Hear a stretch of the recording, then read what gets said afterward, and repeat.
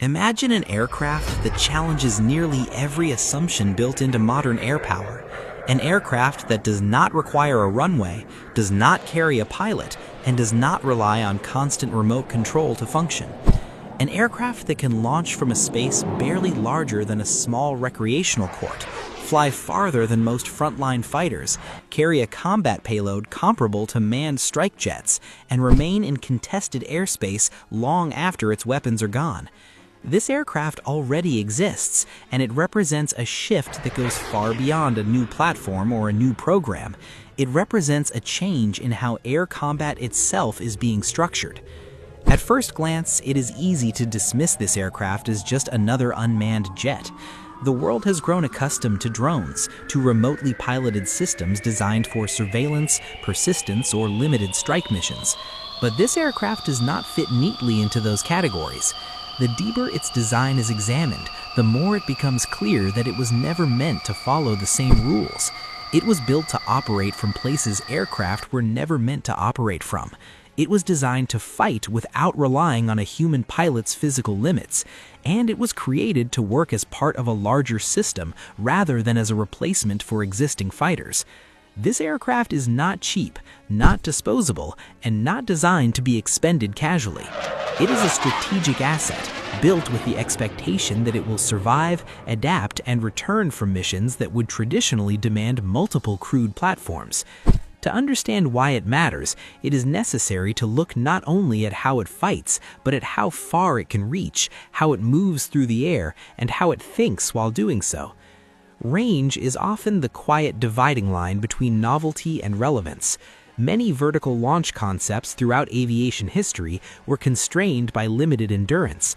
They were impressive in demonstrations, but strategically narrow in application. The assumption that vertical takeoff automatically means short range has persisted for decades. That assumption does not hold here.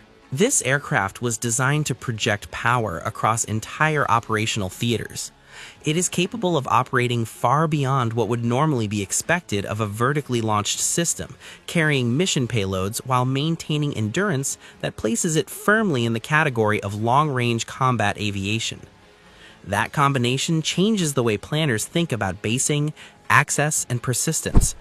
Instead of being tied to forward airfields or vulnerable fixed infrastructure, the aircraft can operate from dispersed, concealed locations while still reaching deep into contested airspace. The ability to climb rapidly into thin air and remain there is central to this capability. Operating at high altitude is not just about fuel efficiency, though that is a significant advantage. It is about positioning. From higher altitude, sensors see farther. Weapons perform better, and survivability increases. Missiles launched from altitude retain more energy, extend their reach, and increase their probability of success. This has been understood since the earliest days of high-performance interceptors, but it becomes even more decisive when paired with autonomy and endurance. Achieving this performance requires more than clever aerodynamics. It requires power. Unlike many unmanned aircraft that rely on commercial or business jet engines optimized primarily for efficiency, this aircraft uses a combat-proven fighter engine. The choice is deliberate and revealing. Military engines are not just about thrust, they are about responsiveness, resilience, and electrical power generation. In a platform designed to host advanced sensors, onboard processing, and electronic warfare systems, electrical power is not a secondary concern, it is foundational.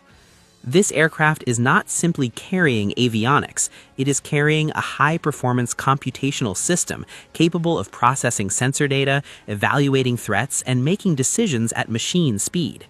The engine provides not only propulsion, but the energy required to sustain that digital brain. This is one of the reasons the aircraft can continue to contribute to a mission even after its weapons have been expended. Its value does not end when the last missile leaves the rail. Electronic warfare has traditionally required specialized crewed aircraft with dedicated operators managing complex systems in real time. This aircraft compresses that capability into an unmanned platform. Its electronic warfare systems are integrated rather than bolted on, allowing it to jam, deceive, and disrupt enemy sensors while remaining on station. Even when acting purely as a jammer or reconnaissance asset, it remains a meaningful contributor to the fight. The physical layout of the aircraft reflects its unconventional priorities.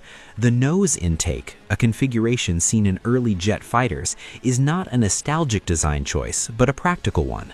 It supports efficient airflow while accommodating the systems required for vertical launch and recovery. Despite operating in regimes that demand high performance, the aircraft maintains efficiency by eliminating the mass and complexity associated with human life support systems. There is no cockpit, no pressurization requirements for a pilot, no need to accommodate human endurance. Every design decision serves performance, survivability, and mission flexibility. Operating at high altitude also brings stealth advantages. Lower air density reduces drag, enabling efficient cruise while minimizing thermal and acoustic signatures. Combined with careful shaping and materials, this allows the aircraft to remain difficult to detect while positioning itself advantageously for both sensing and engagement.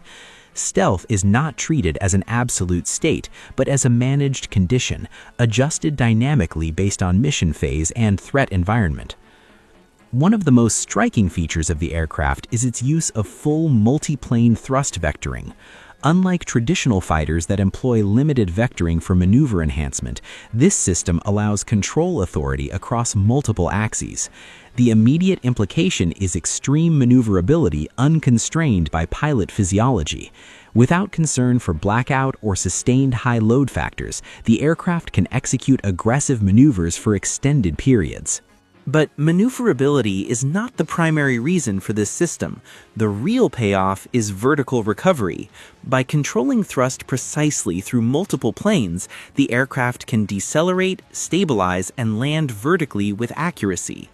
This capability fundamentally alters where air operations can be conducted. The aircraft does not need a runway. It does not need a carrier deck configured for fixed-wing recovery. It needs only a prepared surface capable of absorbing exhaust and providing basic support. This changes the vulnerability equation. Traditional air power depends on predictable infrastructure. Runways, flight decks, and launch systems represent single points of failure. An adversary does not need to defeat every aircraft if they can disable the locations those aircraft depend on. Dispersed vertical launch and recovery removes that predictability. Launch points can be numerous, mobile, and concealed. Recovery locations can shift rapidly, complicating enemy targeting and planning. The concept is not entirely new. Smaller vertical takeoff unmanned systems have demonstrated the viability of tail-sitter designs for years. What distinguishes this aircraft is scale and capability. It takes principles proven in expeditionary unmanned systems and applies them to a platform capable of operating alongside frontline fighters. The result is an aircraft that treats unconventional basing not as a compromise, but as a core strength. Underlying all of this is autonomy. The aircraft does not rely on continuous remote control. It does not require a constant data link to function. Its onboard artificial intelligence is designed to perceive, decide, and act independently within mission parameters. This autonomy has been tested in environments where traditional drones struggle. In contested electromagnetic conditions, where navigation signals are degraded and communications are disrupted, the system continues to operate. This artificial intelligence is not a simple autopilot or a scripted behavior engine. It is mission-oriented. It evaluates sensor input, prioritizes objectives, and adapts to changing conditions. Over time, it has been refined through extensive simulation and real-world operation, learning how to manage uncertainty rather than avoid it. This is critical in modern combat, where predictability is a liability. Sensors feed this intelligence continuously. Radar, passive detection systems, and electro-optical sensors work together to build a dynamic picture of the battle space. The aircraft does not simply react to threats, it anticipates them. It can choose when to remain silent, when to deceive, and when to disrupt. In cooperative operations, these effects multiply. Multiple aircraft working together can create layered electronic effects that overwhelm enemy systems without ever engaging kinetically. This is where the aircraft's role alongside crewed fighters becomes clear. It is not a replacement, it is a force multiplier. Operating ahead of or alongside manned platforms, it can extend sensing range, absorb risk, and shape the environment before a pilot ever commits to an engagement. It can scout, screen, and suppress threats, allowing the crewed aircraft to focus on mission execution rather than survival. When weapons are employed, the aircraft is not limited to a single role. Internal carriage allows it to operate in contested airspace while maintaining a low observable profile. External carriage expands its payload options when stealth is less critical. This flexibility allows it to transition between air-to-air escort, strike support, electronic warfare, and reconnaissance roles as mission demands evolve. The aircraft is not defined by a single loadout, it is defined by adaptability. Speed and stealth are managed deliberately. The aircraft does not rely on sustained supersonic flight. Instead, it uses speed selectively. High-speed dashes are employed when they provide a tactical advantage, such as improving missile launch conditions or exiting a threat envelope. Once that advantage is achieved, the aircraft returns to more efficient flight regimes, preserving endurance and reducing detectability. This disciplined approach reflects a broader philosophy. Air combat is no longer about individual aircraft outperforming one another in isolation. It is about systems working together, distributing tasks, and maintaining resilience in the face of disruption. The aircraft embodies this shift. It is designed to operate even when plans change, communications are degraded, and assumptions fail. What emerges is not just a new aircraft, but a new way of applying air power. Basing becomes fluid, risk is distributed, decision-making is accelerated, pilots are supported rather than replaced. The battle space becomes less predictable and more complex for an adversary attempting to counter it. This is why the aircraft matters, not because it looks unconventional, but because it quietly undermines the structures air combat has relied on for decades. It reduces dependence on fixed infrastructure. It expands operational reach. It introduces autonomy, not as a novelty, but as a practical necessity. In the end, this aircraft is a preview rather than a conclusion. It hints at a future where air power is defined less by individual platforms and more by interconnected systems operating across domains. It suggests a world where flexibility and resilience matter as much as speed and firepower. And it shows that the evolution of air combat is not about removing humans from the equation, but about giving them tools that allow them to fight smarter, farther, and with greater survivability than ever before.